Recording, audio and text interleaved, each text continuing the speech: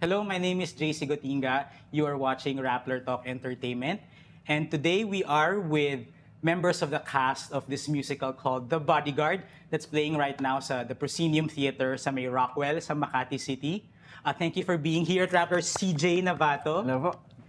Sheena Palad, Hello. and Vyen Villanueva. So they're members of the cast of The Bodyguard. In case you didn't know, although I'm sure you know, it's based off of the 1992 film that starred Whitney Houston. And this musical features songs of Whitney Houston, yung mga nandun sa The Bodyguard, and more of her hits that were actually not in the movie. Welcome to Rappler, guys. Thank you. Thank you for having Thank us. you for having us. Thank you. We're so excited It's our to be here. pleasure. Kamusta yung run so far? You've already run 3 weeks, right? Yes. How's it going? Saya. Saya. Alam mo, first time ko na sumasayaw yung mga tao nang sa curtain call.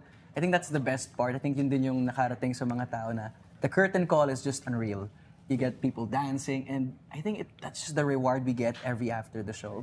So it's been fun. It's been 12 shows of people dancing. So, Oo. At saka, parang sobrang dun mo makikita na talagang sobrang laki pala talaga ni Whitney Houston sa Pilipinas. Na parang kahit yung mga bata, like 7 years old or 8 years old, they still know the songs of Whitney Houston and they sing and dance with us na hindi mawawala talaga yung I Wanna Dance with Somebody sa lahat ng Christmas party, sa lahat ng birthday, sa lahat ng disco party. So everyone was dancing along, singing along with us. And we can see yung hirap nila na hindi kumanta habang pinapakinggan yung lahat ng kanta ni Whitney Houston. Kitang-kita namin yun eh. Kasi syempre sa theater, merong announcement kasi na refrain from singing along. So yeah, it's really that's the challenge eh when you go there. So yeah, yun yung feeling ko. Yeah. As a cast member, sobrang bittersweet kasi nga we're actually closing this weekend. Right. So parang, sepangs. It's always like that, no matter how long you are in theater na. Why remind And us? the show has been evolving pa, no, as the weeks has gone by. So we're really excited to show, for this final weekend. Hopefully you get to see us. Hopefully you get to watch us by then. Yeah. Right, catch it kasi they have 4 shows left, tama, Yeah, di ba? 4 4 shows. Yeah, we'll promote later on, but they're on the tail end of the run. And like Vienna said, the show really comes together. I mean, yun yung kind of like the sad thing about Philippine theater is our runs are shorter, hindi gaya sa West End or Yeah. Broadway where they run for months or even years. So the shows get really refined. But we do, Pinoy pa, wala namang matatawaran doon. But, okay, that curtain call with I Wanna Dance with Somebody is viral. Di ba? Oh, yeah. It's already viral and you sing a large part of it. Yeah. Can we ask for a sample? Ayun.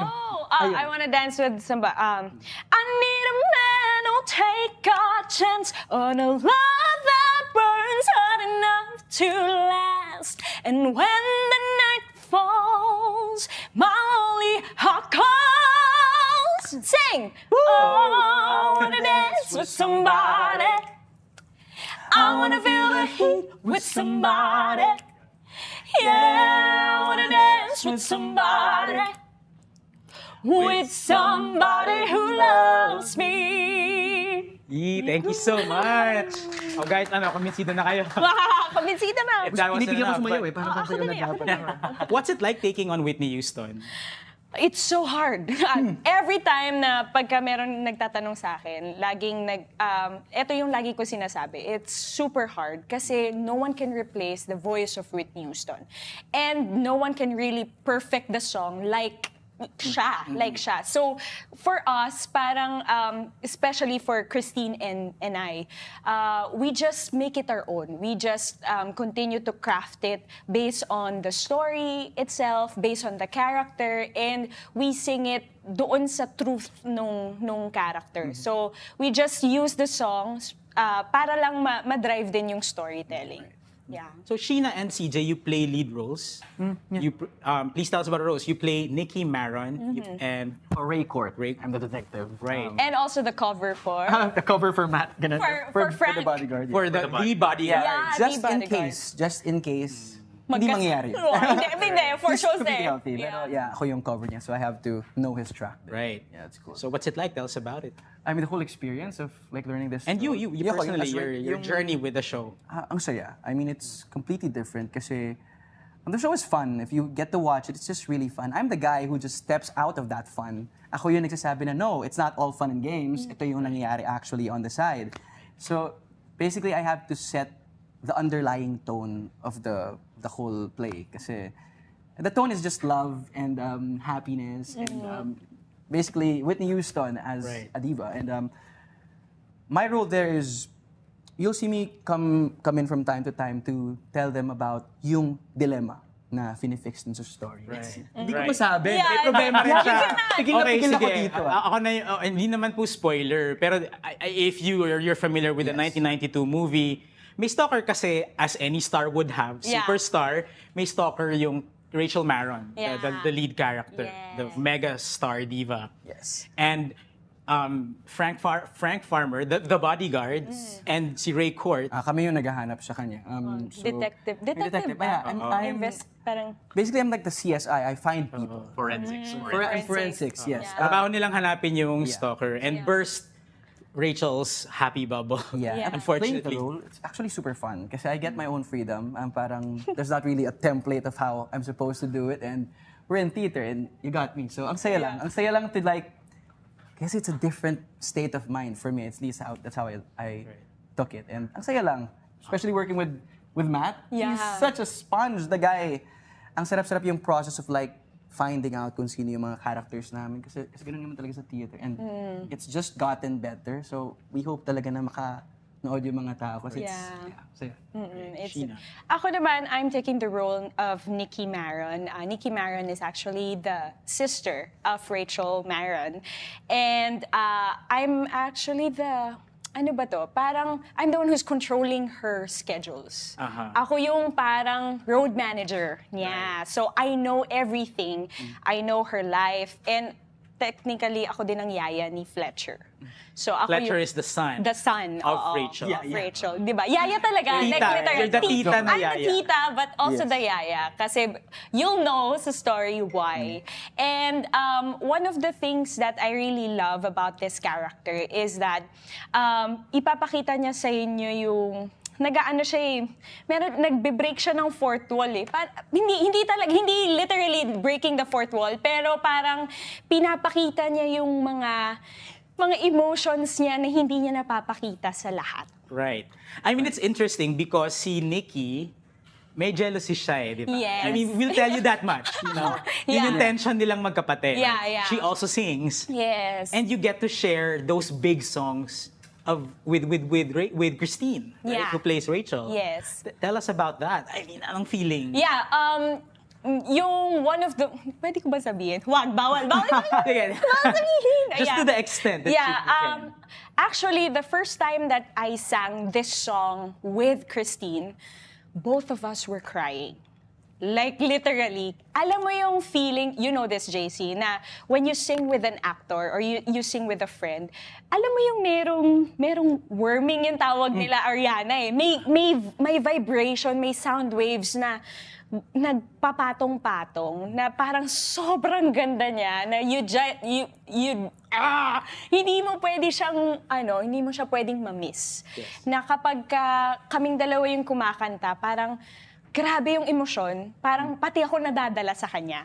So, sobrang blessed ko and sobrang thankful ako to have this opportunity to sing with Christine.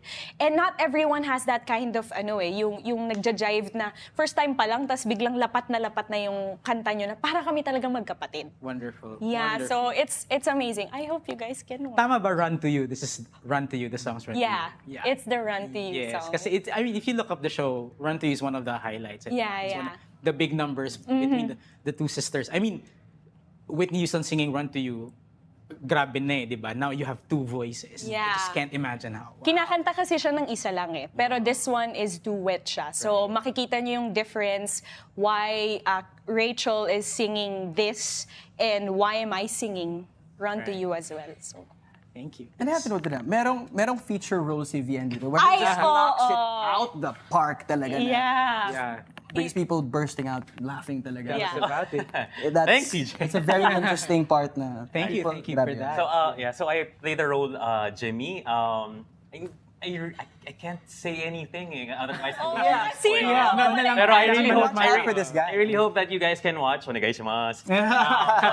There you go. And I'm also part of the dancing ensemble, so we also have a big responsibility to make sure that the titas of Manila would actually really stand up by the end of the show. Kasi syempre simula pa lang, what the audience doesn't see is simula until like the whole act 1 dancers at backstage are always like Diba? Ganun sila eh. It isn't much Kaya- lang. Ikaw din. yeah, kaya sobrang we greatly appreciate like when people stand up at the end kasi we know that the exhaustion was so worth it after the like 2.5 hours of like dancing. And then I heard comments na successful kayo kasi yung mga titos and titas of Manila are saying, oh my God, ang saya kasi panahon daw nila. Yeah. Ganyan. So please tell us about that. I mean, this is the 90s. The story is contemporary, but it is Whitney Houston. It's the late 80s and the early to mid 90s.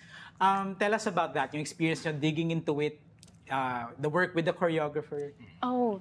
So our choreographer Sir Trini, he really tried to, or what he really did, like meld into the contemporary Retro. the contemporary attack ni Robbie. He wanted to make it this time yung show. But we used the styles of the 80s and the 90s. So you will see a lot of swing, old school jazz, partnerings, lifts. Whew! Yeah. Yun. Yung idon silhouette. Yeah, so I'm so I'm really excited kasi us dancers, we really worked hard for it. We really worked hard for Amazing. it. So we want everyone to see that also. Tsaka yung choreography kasi ni Trini, ito yung one thing na I would really say kasi I'm not dancing that much. Pero yun yung pag nakita mo siya parang, uy, gusto kong sumayaw. Ganon siya. Yun yung feeling din siguro ng mga titas and titos. Kasi parang it looks easy, but it's actually not. And it's off that time eh. Yeah, Ang ganda, yeah. It's really off that time. Pag nanood ka parang, oh yeah, it's a let's disco, go. it's a party, it's Yeah. everyone coming together. So it's so groovy. It is. Super groovy. Super Yun na lang. groovy. I guess one word to define everything in terms of dancing, it's groovy. Pretty groovy, Yeah. yeah. Super I agree. groovy. Tell us about the experience of working with, because Chrissy came from the UK, Yeah. and si Frank Farmer also is Yeah. Matt Baker.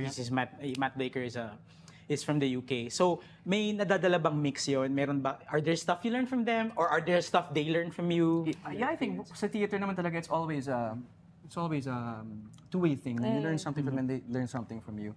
It's different. Si Chrissy, when she came in, I was the bodyguard. Yeah. Ako yung wala pa si Vance. I had to, sabi ko, oh my gosh, she's so ready. Na parang, Yeah. like, I just had come out from sideshow. Tapos nagulat ako, she was just so ready. But when Matt came in, I was like, oh, grabe. This is the Phantom. This guy is, wow. He brings that. And I think they don't really teach you, but it's inspiring. It's like you see them move and you see that presence na parang, there's no more fear. It's like, they're just so used to working this way. And yeah, it's inspiring. Tsaka ang bilis nila. Like, yun yung, for me, parang every time I see them work, just observing them, parang naiisip ko na okay, may purpose yung bawat galaw. Yung nuances nila, may purpose. Hindi siya yung ginawa lang. Yeah. So, yun yung sobrang galing lang. Kasi, syempre, I mean, it's hard to talk to Matt in English. No, just kidding. just kidding. Why, Sheena? No. But it's, when you observe them, you really learn a lot. It's a good... you see that level of like, so this is West End. You can feel it. The professionalism. Yeah, the professionalism. Yung parang the care they put into, this is what I'm gonna present. It's really beautiful, you know. It's so Tapos kami naman ang nabibigay namin sa kanila yung experience ng Filipino. yeah, the Diba? lightness of this. Yeah, oo, na fun, parang you know, we could ano lang change to, it up a bit. maglalaro lang tayo. Yes. Ganyan. Kasi sila sobrang professional eh. Para tas kami parang, kaya Yeah. natin. Siguro to add to that, kasi this is what the audiences don't see. There's really that sense of professionalism coming from West End. So they're very punctual. Yeah. They have a specific schedule. They know how things work in theater. Ganun din naman sa Pilipinas. Pero we really do have that, yung Filipino time. Alam, yung sa kanila 2 minutes late ka, sensitive na yun. Yeah, So, Bigla ako nahiya. no. Masali No, na. but at the end of the day, at the end of the day, the theater industry is more punctual than the Filipino time. So that's what That is true. Yeah, That's what yeah. we really cherish within the industry. But let's not discount the Filipino the Filipino culture. Yung kasi pinag-uusapan namin to yung nami-miss talaga ni Chrissy and yung gustong-gusto ni Matt is right before shows we do this. And then we just breathe. Yeah, yung May ganun energy kami. pass. May Yeah. energy pass kami. And walang ganun sa West End. Really? Yeah, walang ganun sa West End. Sabi niya. So lovely. So And then we Filipino. pray together as well. Yeah, Yeah, so it's different. it's So really that's the different. one like Matt really loves and I guess hoping na dalhin niya. Yeah. Ito ang We West got End. in there. Kasi nakita niya din how conservative Filipinos are when it comes to like prayer and stuff like that. So parang it's good na we have that culture na na-share namin kay Matt. Yeah. Cool. Energy sometimes. That's a lovely story. Wow. Yeah. Okay, ito yung, I asked them before coming on if it's okay to ask them. Well, nag-sample na sila kanina. Thank you for that. I put you on the spot right there. What are, of course, these are songs. A lot of the songs are sung by Rachel Marron and your character. Yeah. But for everyone going around the room, a favorite line from the show doesn't have to be a line that you sing, but what's a favorite line that's from the show that you like? Go muna. Ako muna. Meron ka ba? Sige. Siguro for me, coming from a person kasi whose love language is yung words of affirmation is not the highest, sobrang tumatatak sa akin yung All the Man I Need. As in, he fills me up, he gives me love, more love than I'll ever need. So parang hearing that coming from someone, it does strike something towards you. And the more that they actually sing it towards you, parang mas masarap sa puso. Well, it's nice to hear it from a guy. Yeah. Okay, Sheena. Siguro, very kasi ako attached to, this is just my third production. And I'm still getting the hang of letting go of people. And it's the... Right. So to fill our audience in, kasi the Sepangs, the post-show Sepangs, Yes. these guys are together for, you rehearse for a month or 2 No, 3 months. They rehearse for 3 months. The show runs for like 1 a month. month, diba? Yeah. And then unlike us office folk na year in and year out kasama sila, after that they move on to their next thing. Tapos di na kami nagkikita, tapos paminsan, hopefully, magkaroon pa ng mga dinners, ganyan, or like another, So for me, it would be, if I should stay, I would only be in your way. So I'll go, but I know I'll think of you every step of the way, and I will always love you. Ayan, ang ganda na lang. Lovely. Ang ganda. Thank you. Ang ganda na, So oh. beautiful. Thank you. Ako naman, no? Yeah. Para to. Ako, I've been, sa akin talaga, sobrang lakas sa akin ng Queen of the Night. Sobrang like yung pushing factor. I think I'm at that stage in my life kasi na parang, I want to be unapologetically who I am. So yung, it really hits me yung you got a problem with the way that I am. They say I'm trouble, but I don't give a damn. I'm bad, I know I'm better. I just want to get loose. Yeah, I just want to get loose, you know? Nice. Be happy with my life and yeah, the Queen of the Night. Grabe. And bro, dun ako pinaka-sumasaya. Sorry, pero... Spoilers. Sorry, but yeah, ang saya kasi nung this whole show as dalawang lola ko nang nanood, pareho silang umiyak.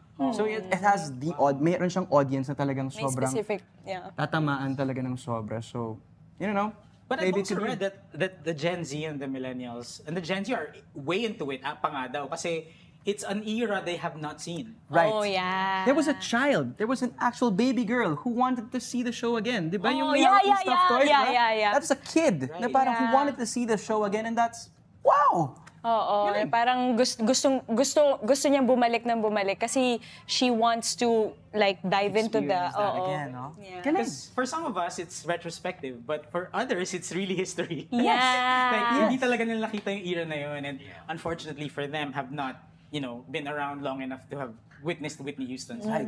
Totoo. Right? So there's another way to keep her legacy alive, her music alive, the story.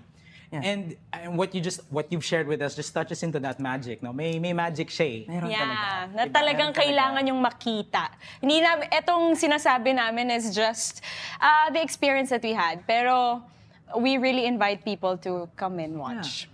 Kasi it's that. Plus, reinforce na lang natin yung Whitney Houston songs with the fact that Proscenium Theater has an amazing Oh my God. Ang galing mo. sound. Thank you. Engineering, everything else. I was gonna get to that, but yes, so you Diba? are opening the Proscenium, which is now touted to be, if the best Yes. performance venue in the country, because it's really built for musical performance. Right? Yeah, that's Please tell us actually about true. it. Yeah. So I've been through to a lot of theaters already, and this is the first time na kahit nakatayo ka lang sa gitna ng stage, it's gonna vibrate. And you don't need to amplify your voice that much. Especially for us singers, one of the things that we really need to be mindful of is our placement. And if we cannot hear ourselves, we push and it affects our it affects our performance. Dito hindi, kasi kahit nandun ka lang, you can hear yourself and it's vibrating and it's so loud. You don't have to wala na, hindi mo na nga kailangan yung nung una. They were testing it out with choir, with just a piano. It's so beautiful.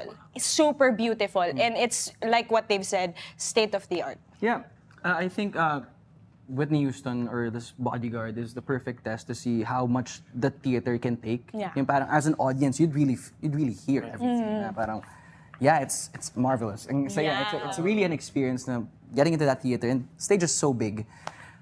We might look like ants na nga. Kasi ang laki ng stage itself, but the acoustics will really get you there. Maririnig mo talaga yung music clearly. Yeah. And More than the acoustics, the seating capacity is 780, very intimate. Right, it's not a lot. Not big, but every seat, like what they're saying talaga, every seat is a worth it seat talaga siya na hindi mo sasabihin na ay ito lang yung binayaran ko. Walang Ay, lugi. Walang lugi. Yeah. Because you can really experience that intimate setting and you can appreciate kahit nasa balcony ka, ang ganda ng makikita mo. Amazing. Yeah. Well, thank God for the Proscenium. I know, thank you, Rockwell. Yeah. 780, but it's pretty close. And it's a central location pa. I mean, Yes.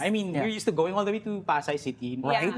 No offense to Pasay City, but CCP's all the way there. Yeah. Right? And then, hindi ko lang kung may venue sa north, but now that there are more theaters cropping up in more central locations Yeah. within the metropolis. Yeah. We hope outside the metropolis eventually. Yeah. We hope in other parts of the country. But for now, we celebrate this. Yes, it's pretty close. Ang saya ng location. And I guess that's why people are, all the viral videos that I've seen of the curtain call, because syempre bawal kuhanan yung show itself. Yeah. People are standing and dancing. Yeah. And I guess that's part of it, no? The resonance kasi. Yes. It fills you up. Yeah, totoo yan. It gives you love. It gives you love. Tsaka meron din pa pala na isang feature ang Proscenium Theater that we forgot to mention is the automated flies.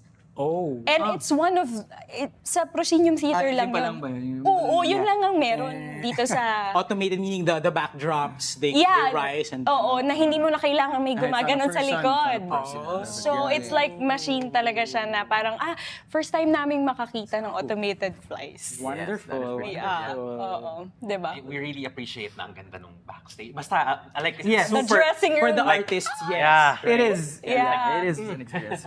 Thank you. It's like a dream come true to work. perform Wow. in Proscenium Theater kasi ang ganda ng backstage, ang ganda ng dressing room, VIP. Lovely. Yeah, One because bedroom. We've all been in those theaters na gaganong ka sa likod backstage to get to your entry point. Yeah. Oo. Or like, excuse me po. Yeah, it is. Yeah. Pero the dressing rooms are so beautiful. Oh, They are I am happy for you guys. Yes. Congratulations. Kayo yung inaugural production, Yeah. right? Yes. Amazing. Yeah. Amen. Kami nagbinyag. Very fitting. Tayo talaga yung The nagbinyag. Bodyguard, and what better show to kick off like a musical venue, Yeah. right? With the big songs of Whitney Yeah, Houston. Christine Navato. Yeah. Galing. And you guys, congratulations thus far. Thank you. you. You have one more weekend. That means 4 opportunities for you guys to still catch the Bodyguard. Please tell our audience how they might catch the show. Go? Oh, from Nineworks Theatrical, please, directed by Robbie Guevara with musical direction from Daniel Bartolome. Please watch The Bodyguard. Yes, and makikita niyo po doon ang Grammy-nominated Christine Allado and also West End leading man, Matt Blaker, and yours truly, Sheena Palad. We will be your storytellers for that show. Yes. So guys, last 4 shows na nga lang po kami. That's 1 for Friday, 2 for Saturday, and 1 for Sunday, our closing. You can get your tickets via ticketworld.com.ph or via Ticket World outlets. We have one po in Power Plant Cinema.